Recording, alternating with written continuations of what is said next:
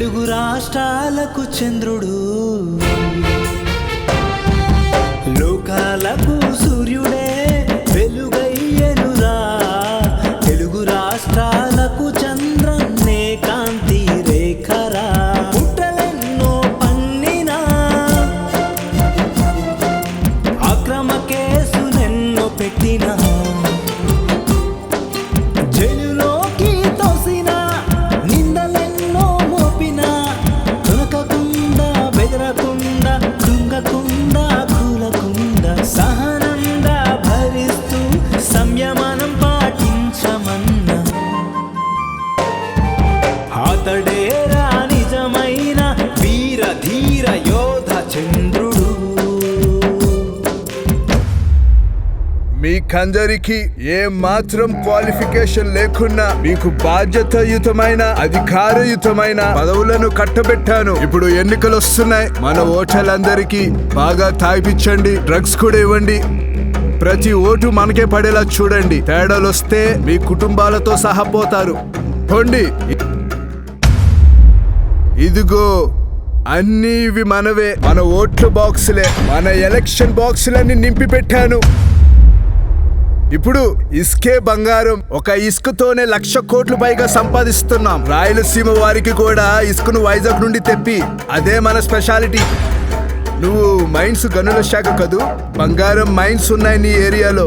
తవ్వాలయ్యా, తీయాలయ్యా, బంగారాన్ని నాకు పంపే, ఖర్చులు మిగిలించుకో. రెవెన్యూ వారు వేల లక్షల ఎకరాలు బీసీ ల్యాండ్స్, ప్రభుత్వ భూములు, అన్అకౌంటెడ్ భూములు, మిగులు భూములు చేసేయ్. 1 ఎకరం ₹1,00,00,000 చేసేయ్. అవన్నీ మన లిస్టుకు పంపించు. మళ్ళీ చూద్దాం. కల్తీ సారా చాలా బిజీ రంజుగా ఉంటుంది వ్యాపారం. అందరినీ బలవంతంగా తాయిపించే, నేర్పించే. అందరూ మన వెంటే ఉండాలి. బాగా చూసుకోండి మంత్రులు గారు. అందరూ జాగ్రత్తగా పనిచేయండి అధికారులు.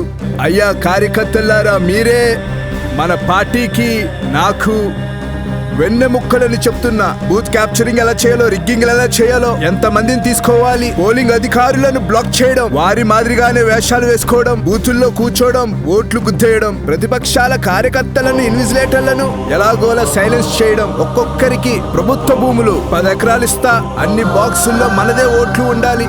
జాగ్రత్త, బయటికి లీక్ అయిందో ఉండరు. హైటెక్ సామ్రాట్టు నీవే, మా గుండె చప్పుడు నీవే, అసలైన నేతవు నీవే చంద్రన్న. ప్రతి గడప సంక్రాంతి నీవే, మా కళ్ళల్లో కాంతి నీవే, ఏనాడు మరువలేము నీ పరిపాలన. ఆజావ్ జగత్, ఆజావ్. మీరే నన్ను కాపాడాలి. మీరే నాపై ఉన్న కేసులన్నీ పొడిగించాలి. మా అపోజిషన్ లీడర్ పై వేసిన కేసులన్నీ కన్ఫర్మ్ చేయిస్తూ అతన్ని అరెస్ట్ లోనే కొనసాగించాలి. మీకు బహుమతిగా 100 crores కింద సిద్ధంగా ఉంది. ఏం చేశారు మీ మంత్రులు? కరువులు తీర్చారా? ఉద్యోగాలు ఇచ్చారా? రేట్లు తగ్గించారా?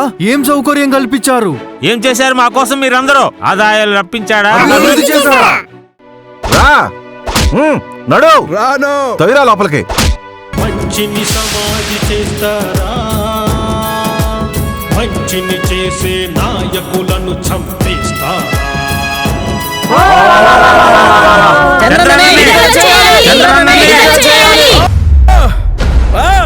నువ్వు రాకూడదు ఎలక్షన్స్ కి. నేనే రాజు, నేనే మంత్రి, నేనే ప్రభువుని.